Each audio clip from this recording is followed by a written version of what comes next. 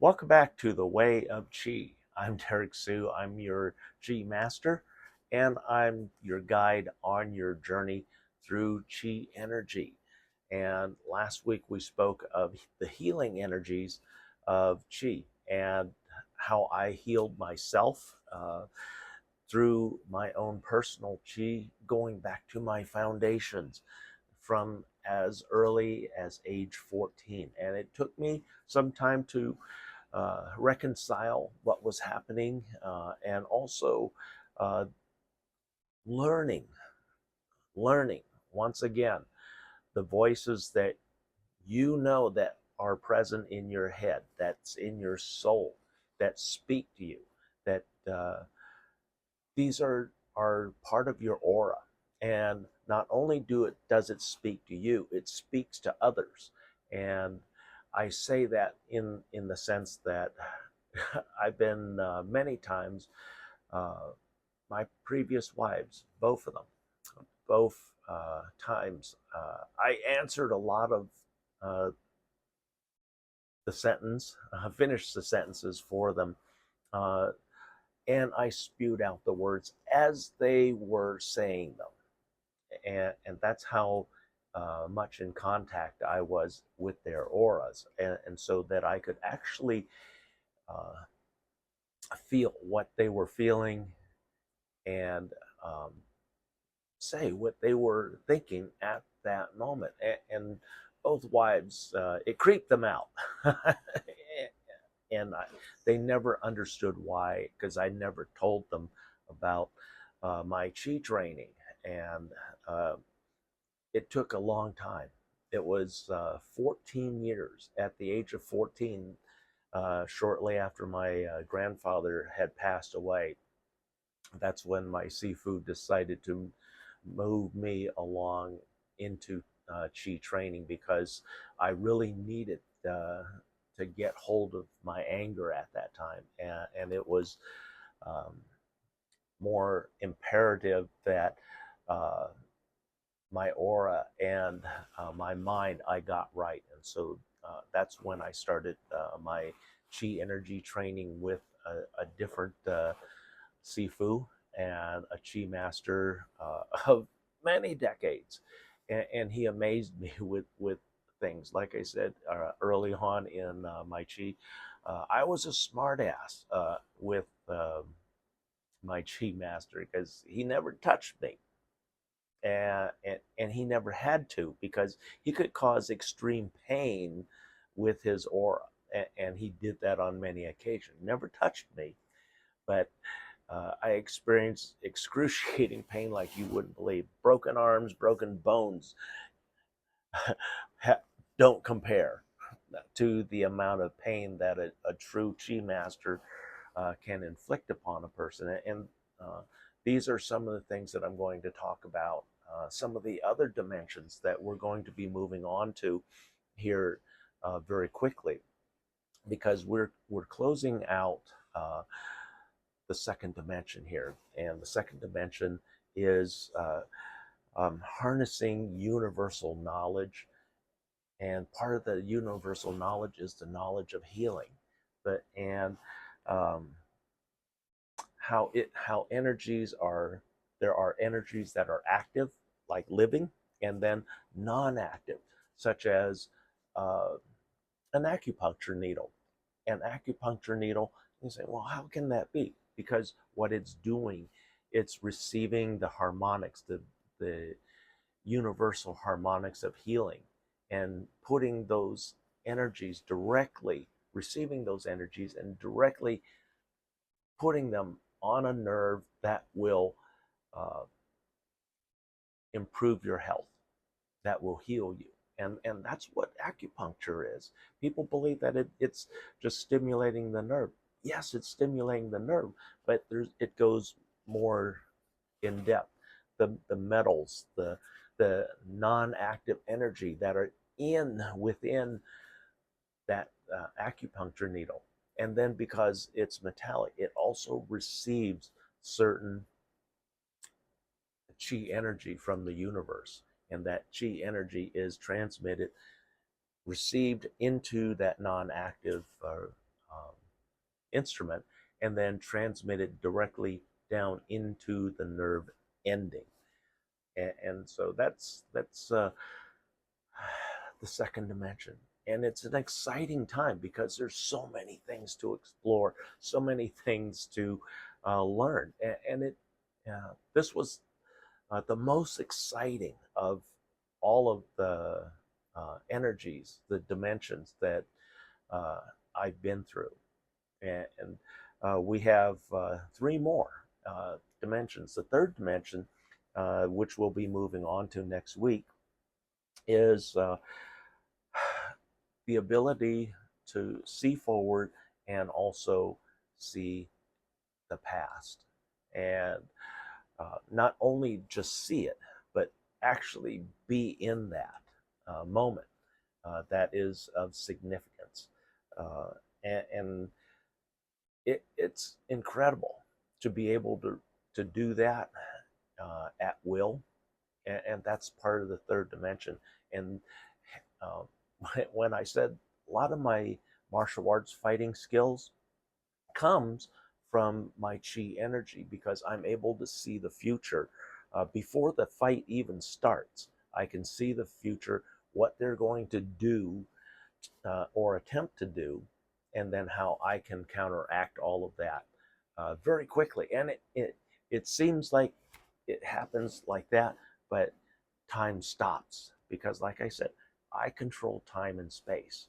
And so I can actually stop time while nobody sees me stopping time, and time doesn't stop for them. It stops for me. I'm able to analyze, see everything just like that, and come up with a solution very quickly and overcome the problem. And I've been able to do that through my entire life since the age of 28, because that was when I had fully graduated. How did I know that I graduated? Because the universe came to me. The universe came to me on March 1988. I was by myself. I was in my home. My wife and my stepson were traveling in Mexico with with their family, with her family. And so I was home. I was also at a crossroads at the time for work, and but I had completed my chi training as far as I knew. But like you, I was like you. Well, how do you know you're done? Well, does your chi master say, well, you're done? I've taught you all that I can teach you, which is pretty much what he said. But he said there's still the final um, uh, I don't remember the word that he used, but it was a very elegant word that my chi master used, and told me that there's one more aspect, and it's the most important one. If you do not get this last portion, you have not achieved your fifth dimension. And so I remember it very vividly, and it lasted in Earth time. It lasted about 15 minutes. In real time, it could have been a lifetime, because again, like I said, I was able to look forward from that point on to see where my future was, where I actually saw my homelessness. And um, out of one day, out of my second wife's mouth came this really strange uh, sentence that she made, and it was shortly after. Um, it was a couple of years after I had achieved my fifth dimension, and confirmation, the confirmation of it, and first out of the blue, my second wife said, "I don't want to be homeless." I looked at her as like, "Where'd that come from?" And she looked at me and said, "I don't know, but I don't want to be homeless." That was 1990.